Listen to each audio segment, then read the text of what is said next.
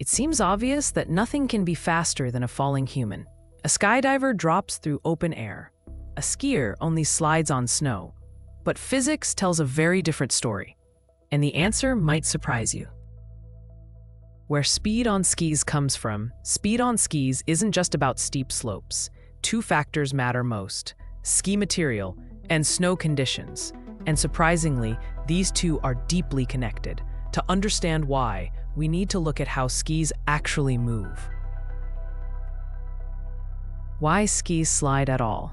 Snow comes in many forms: dry, fresh, icy, wet. But in physics, there are only two types of sliding: dry and wet. Ideal conditions occur around -3 degrees Celsius. At that temperature, a microscopic layer of water forms between ski and snow.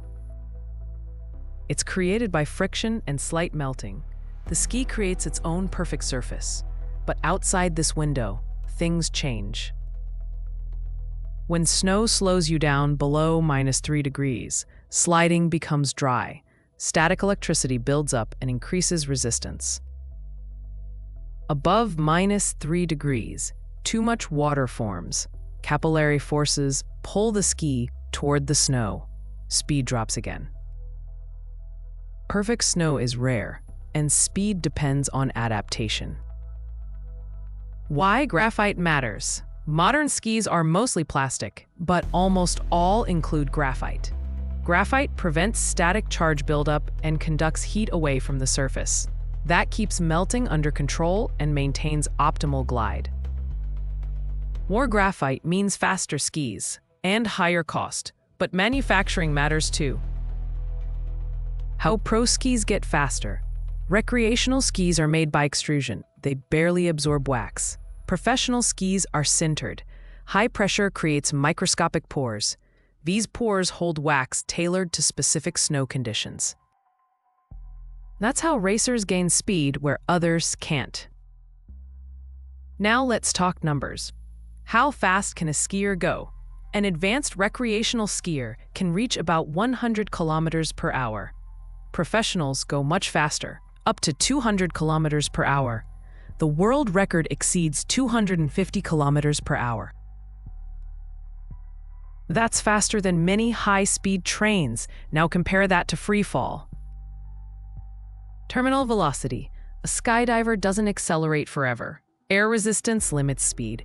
In a spread eagle position, terminal velocity is around 190 kilometers per hour. That's the maximum without special suits. Which leads to an unexpected conclusion. The real answer: intuition says the skydiver should win. Physics disagrees. A skydiver is limited by air drag. A skier uses friction to their advantage. Under the right conditions with the right equipment, the skier is faster. Sometimes, physics beats common sense. Every morning looks the same. One person jumps out of bed at 6 a.m. Another feels exhausted before the day even starts.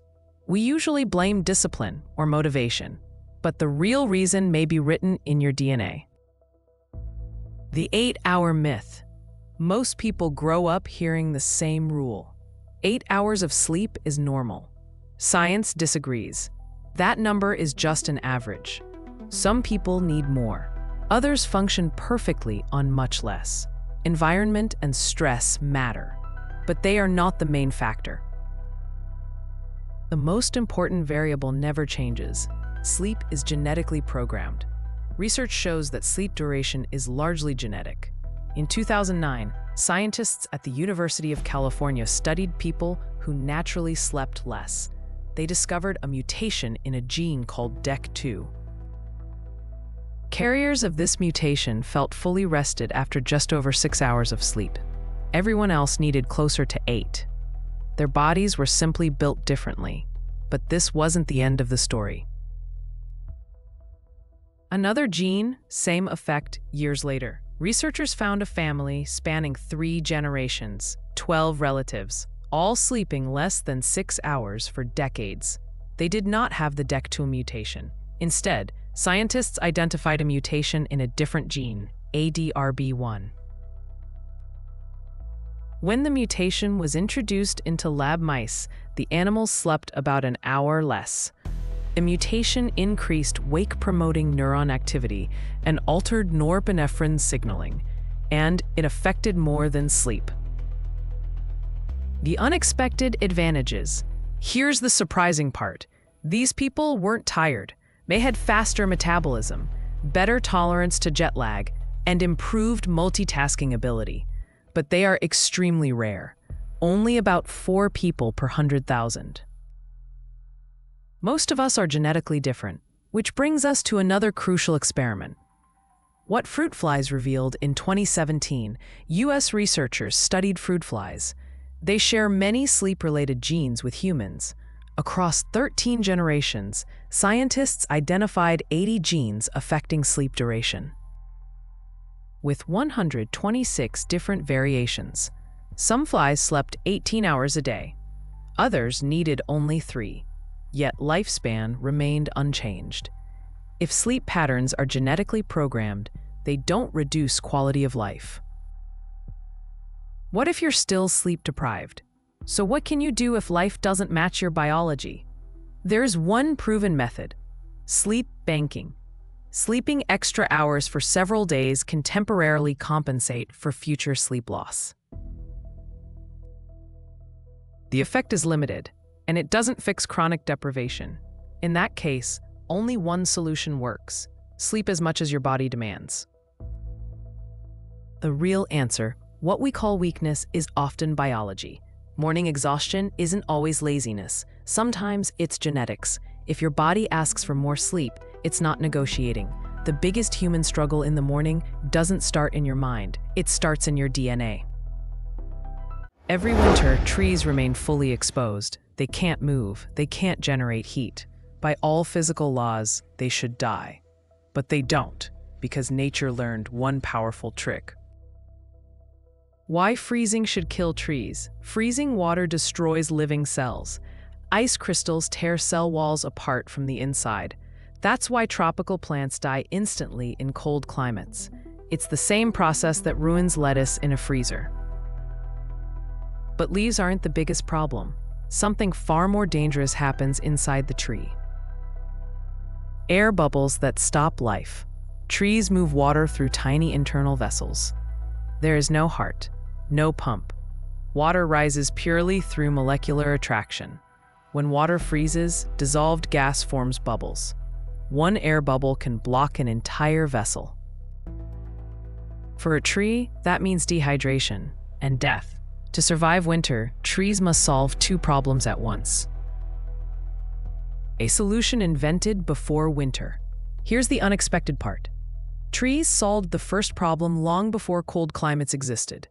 In dry environments, plants often pull air into their vessels. Desert plants survive because their vessels are narrow. Smaller bubbles dissolve more easily. This accidental adaptation later became a key defense against freezing temperatures. But ice still remained a threat.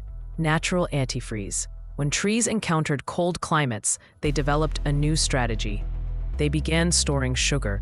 Sugar lowers the freezing point of water. It works as a natural antifreeze. Evergreen trees use this constantly. Their needles survive year-round thanks to concentrated sugars and tough outer layers. Deciduous trees take a different route. They strengthen antifreeze first, then shed their leaves to conserve water. But conifers have one final advantage: the real secret of conifers. This is the core survival trick. Conifers can force gas back into liquid. Their vessels are extremely strong, withstanding pressures up to 60 atmospheres. Each vessel contains microscopic valves. When ice pushes gas out of solution, the valve seals the section. As ice melts, the gas dissolves back into water. Only then does the valve reopen. This prevents deadly blockages. Why shorter vessels win? Conifer vessels are shorter than those in leafy trees, but there are many more of them. If one pathway fails, water reroutes through others. This redundancy makes conifers exceptionally resistant to freezing damage. That's why they dominate the coldest regions on Earth. How plants change the planet. Plants are often overlooked in evolution, but they reshaped Earth's atmosphere. Early air was rich in carbon dioxide and nearly unbreathable for humans. Plants reduced CO2 and filled the planet with oxygen. To do that, they had to master water conservation and extreme survival. That's how trees colonized every continent, from rainforests to tundra. A giraffe's neck looks like a biological mistake. Too long, too heavy, too impractical to survive. But what if that neck, and even those strange spots, are not weaknesses at all? What if they are part of one of the most advanced survival systems in nature? And by the end of this video, you'll see how this system helped humans survive spaceflight. The neck isn't about height. Most people think a giraffe's long neck evolved so it could reach higher leaves. That sounds logical, but it's only part of the story.